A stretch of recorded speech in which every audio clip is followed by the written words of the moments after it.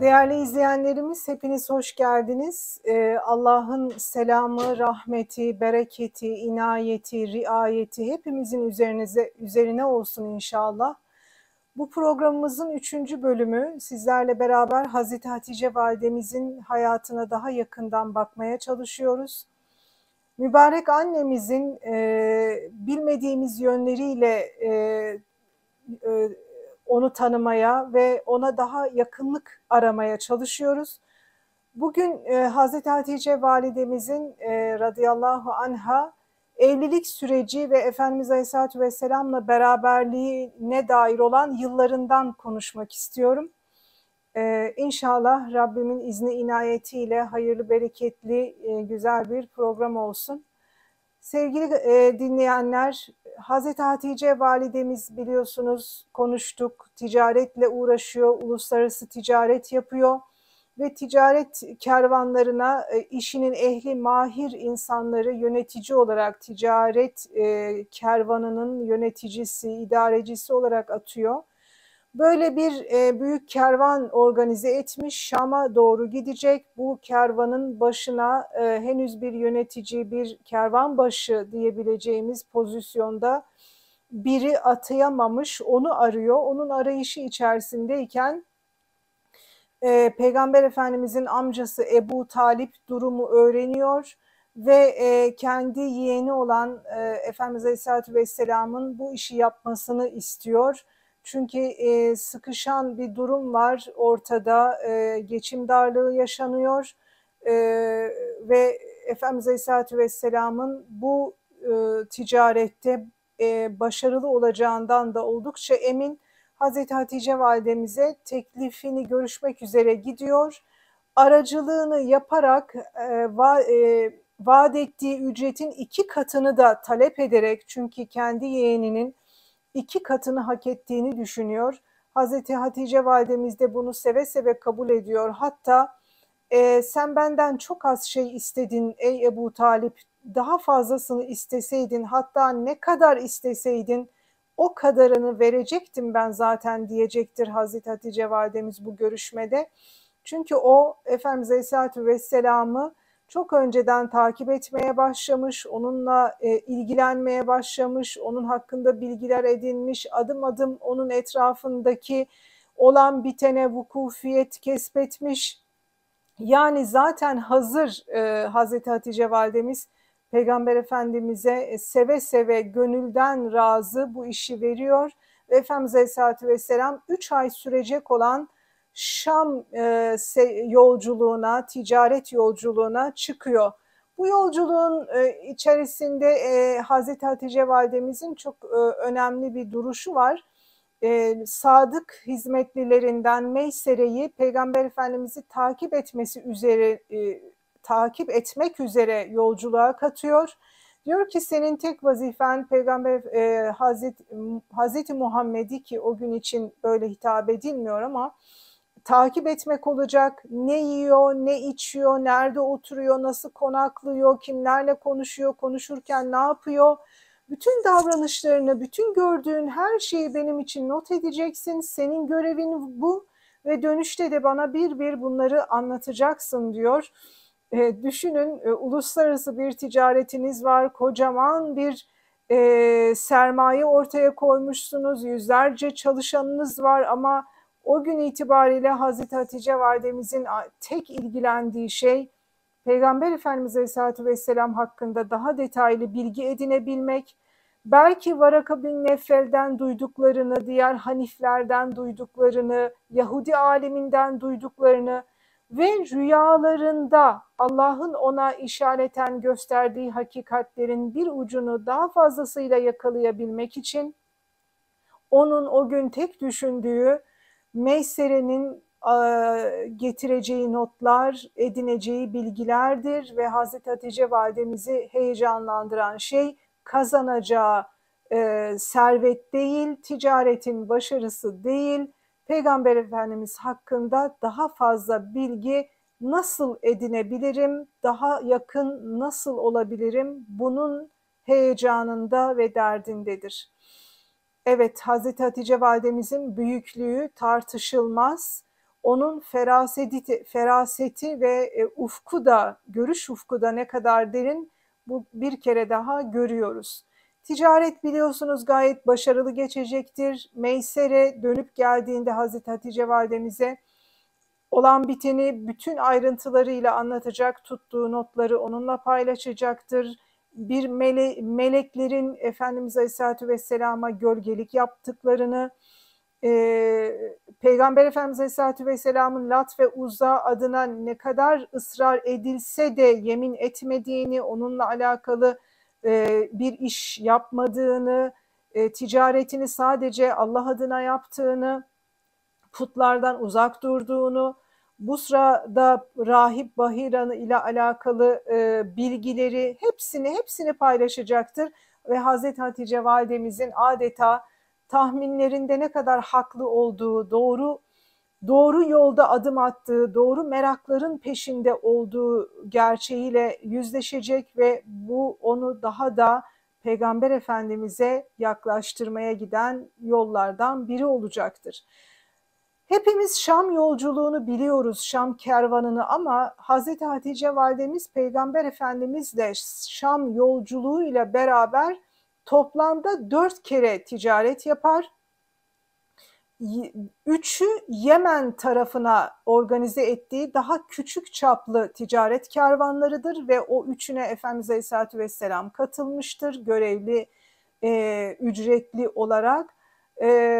Ve en büyük, daha büyük bir kervan olan Şam yolculuğu kaynaklarda daha çok anlatılır ve hepimiz onu sanki tek ticaretiymiş ya da tek Efendimizin Aleyhisselatü Vesselam Hazreti Hatice validemizle yaptığı tek ticaretmiş gibi algılıyoruz, düşünüyoruz. Öyle değil. Toplamda 4 kez ticarete çıkmıştır kervanlarla Hazreti Peygamber Efendimiz Aleyhisselatü Vesselam.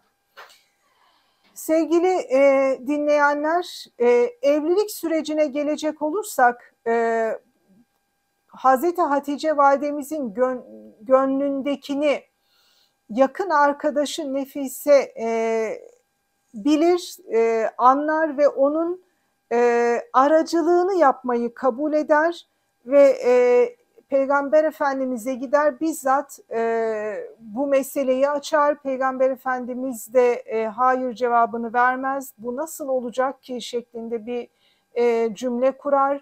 Bu cümleyi bir pozitif cümle olarak algılayan Hazreti Hatice validemizin arkadaşı durumu Abdülmuttalib'e bildirir ve gerisi çok kolaylıkla devam eder. Nikah boyutunda da Hazreti Peygamber Efendimiz Aleyhisselatü Vesselam'ın amcası ona vekaleten bir konuşma yapar. Ebu Talip çok esaslı, çok yerinde, çok takdir edici bir konuşmadır. Hazreti Hatice validemizi temsilen amcaoğlu Varaka bin Nefel konuşma yapacaktır. Çok güzel bir nikah kıyılır. Nikahın bütün detaylarıyla Hazreti Hatice validemiz ilgilenir. Düğün yemeğinin detaylarıyla yine Hazreti Hatice validemiz ilgilenir. Ve nikah için Hazreti Hatice validemiz babasından kalan evi amca oğlu kullanmaktadır. Onu ondan satın alır, Hakim bin Hizam'dan satın alır ve kendi evleri olarak orayı organize eder, dizayn eder ve düğüne Peygamber Efendimizin sallallahu aleyhi ve sellem mutlu olabileceği şeyler oluşsun diye Beni Saat yurdundan Efendimiz Aleyhisselatü Vesselam'ın süt annesi Hazreti Halime'yi davet eder. Onları ağırlar ve uğurlarken de hepinizin bildiği gibi develerle, koyunlarla, büyük hediyelerle onları memleketine geri uğurlar. Bütün bu çabası Peygamber Efendimiz Aleyhisselatü Vesselam'ı mutlu etmek, onu rahat ettirmek, onu kendi evliliği başlangıcında memnun etmek içindir. Hazreti Hatice validemiz adeta Peygamber Efendimiz'de fani olmuştur. Bu ifadeyi Reşit Hayramaz hocamız da kitabında kullanıyor. Ben de aynen sizinle paylaşmak istiyorum. Evet, evlilikten sonra Hazreti Hatice validemizin Efendimiz'de fani olan bir kadın olarak yaşadığını görüyoruz. Hazreti Hatice validemizin 25 yıllık evlilik sürecinin ilk 10 yılını peygamberlik gelmeden önceki yıllar olarak görüyoruz ama adeta Hazreti Hatice validemiz bir peygamber edasıyla yaklaşıyor Peygamber Efendimiz'e. Ona peygamberlik gelmemiş olması onun tavrını değiştirmiyor. Bir peygambere nasıl hürmet edilecek, nasıl saygı duyulacak, nasıl istekleri karşısında bir tutum sergilenecek, hepsini adeta Hazreti Hatice validemizin uyguladığını, o takdirle, o saygınlıkla, o dikkatle o duruşu sergilediğini görüyoruz. Mesela evinde çok fazla insan var. Bunların bir kısmı hizmet edenler, bir kısmı evlatlar, bir kısmı azatlı köleler. Evinde çok kalabalık bir insan topluluğu var. Ama Peygamber Efendimiz Aleyhisselatü Vesselam kapıya geldiğinde ona kapıyı açacak tek kişi hep Hazreti Hatice validemizdir. Çünkü müsaade etmez. O geldiğinde kapıyı ben açacağım, onu ben karşılayacağım der. Yine sofra kurulacağı zaman Efendimiz Aleyhisselatü Vesselam'ın sofrasını başkasına bırakmaz. Kendi hazırlar, kendi koyar. Yine Ebu Talib'in bir merakı vardır. Acaba evlilikleri nasıl gidiyor diye merakı var. O merakı gidermek üzere kendi hizmetlilerinden birini git onların evine, gözlemle Hatice Muhammed'e nasıl davranıyor, aralarında ilişki nasıl, muhabbetliler mi, değil mi, endişe mi giderecek ne varsa öğren, aralarından bana bir şeyler anlat diye gönderir. Adeta bir hafiye gibi gönderir. O geldiğinde evde gördükleri karşısında şaşkındır. Dönüp anlattığında da o şaşkınlığını ishar eder Ebu Talib'e. Şunu görmüştür mesela, kapı çalar, kapıya gelen Efendimiz Aleyhisselatü Vesselam'dır. Hazreti Hatice validemiz koşar, kapıyı açar, Efendimiz'i elinden tutar ve boynuna sarılır. Bu o günün kadınlarından hiç beklenmeyecek bir tavırdır. Ve o günün erkekleri de evdeki eşlerinden böyle bir tavır hiç beklemezler. Hatta böyle bir şey yapmaya kalksalar onları azarlar, hatta belki iteler, döverler, şiddet uygularlar, bunu bir hadsizlik olarak algılarlar. Ama Hazreti Hatice validemizin bu tavrı karşısında Peygamber Efendimizin eşine karşı tavrı çok kucaklayıcı, çok hürmetli, çok sevgiyle karşılık vermek olur.